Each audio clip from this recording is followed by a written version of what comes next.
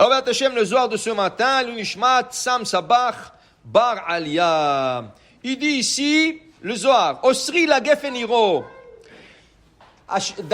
Yaakov Avinu, dans la paracha de Vaïchi, il veut dévoiler l'avenir du Mashiach. Quand il va venir Mashiach, quand il va sauver le peuple d'Israël. Mais Hachem ne voulait pas, parce que c'était pas encore le moment. Au lieu de ça, Hachem lui a pris cette vision et lui donne une inspiration divine pour bénir ses enfants. Chaque enfant, il a eu sa beracha. Le Zohar se concentre ce matin sur l'enfant numéro 4, Yehuda. Ma bracha shel Yehuda, quelle était la bracha de Yehuda? Lo yasur shevet mi Yehuda. Kol malchei Israël, tout le roi d'Israël, il vient de Yehuda. Tu ne peux pas avoir un roi qui n'est pas de Yehuda, de la tribu de Yehuda. Okay? Et en plus de ça, ils te disent que le premier roi d'Israël n'était pas de Yehuda. Qui était? C'était le roi Shaoul. Ezem Shevet, quelle tribu il était? Binyamin. Pourquoi le roi Shaoul? La Torah dit clair cette semaine, Lo yasur shevet mi Yehuda. La raison, pourquoi Shaoul? Parce qu'Hachem savait que le premier roi d'Israël, il va mourir dans la guerre. Alors il ne voulait pas que ce soit de la tribu de Yehuda.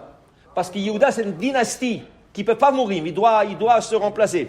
Alors qu'est-ce qui est arrivé? Hachem a nommé quelqu'un de la tribu de Binyamin, okay? Et ensuite de ça, c'était David Ameler qui a pris la place. Shaoul, David et la dynastie de la famille de Yehuda, de David. Alors il dit ici le Zohar, alors ici, une de Berachot qu'il lui a donné à Yehuda, Osri la Gefen Hiro. Mazi Hiro, c'est un jeune âne. Un jeune âne, ils attachent l'âne à la vigne, à une vigne, et il remplit les sacs qui se trouvent sur les deux côtés de l'âne. Et il remplit d'une vigne, il remplit 2 sacs pleins de raisins. Tellement il y avait de la bracha dans la région de Yehuda. Yehuda, c'est la région là où il y avait Yerushalayim et toutes les régions autour. Okay? Et après il dit, Gefen, la vigne. Pourquoi la vigne? Moi c'est Gefen. Maï Gefen. Dit le Zohar, Gefen, Zakneset Israël. Ça c'est l'assemblée d'Israël. Et il dit ici, Amaïkra Gefen. Pourquoi il s'appelle Gefen? Et la ma Gefen lo mekabla ala netia achra, achen ame Knesset Israël, lo mekabla achra, ela kutsha bechu. Tous les arbres, tu peux leur greffer. Tu peux prendre une pomme avec une poire greffée. Tu reçois une pomme chinoise. Okay? Tu peux prendre nectarine. Le kiwi, tous les arbres sont greffables. Tu peux greffer et mélanger tous les arbres. Mais il y a un seul arbre, en vérité il y a 2, mais un qui est connu, qui n'est pas greffable avec des autres, c'est le geffen, c'est la vigne. Pourquoi? La vigne peut se greffer rien qu'entre elles. Okay? Entre le raisin blanc et noir, raisin avec pépin, sans pépin.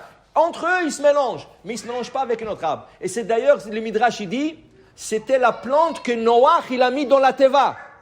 Pourquoi? C'est la seule plante qui n'a pas dévié, il n'est pas parti avec 2 autres. Tous les animaux ont changé. Le tigre, il allait avec le loup. Les hommes changeaient les femmes entre eux. La vigne, comme elle ne change pas de famille, elle était pure, elle est rentrée dans la Teva. Et c'est pour ça que Noach, il a planté la vigne tout de suite en sortant de la Teva. Alors il te dit ici, Am Israël est comparé au Geffen. Pourquoi au Geffen? Comme la vigne ne change pas qu'en sa famille, ainsi Am Israël ne change pas à Kadosh Baruch Hu. Am Israël toujours reste fidèle à Kadosh Baruch Hu. Et c'est pour ça qu'on dit, quand il y a 2 familles qui se marient, qu'est-ce qu'on dit? Inve à Geffen, inve à Geffen. Ça c'est 2 bons grappes. Ça veut dire 2 bons raisins qui se marient entre eux pour donner un bon vin. Ça veut dire que les enfants qui se marient, l'homme et la femme, okay, entre nous, entre juifs et tout ça, ça va donner un bon vin. Baruch Adonai Le'olam. Amen ve Amen.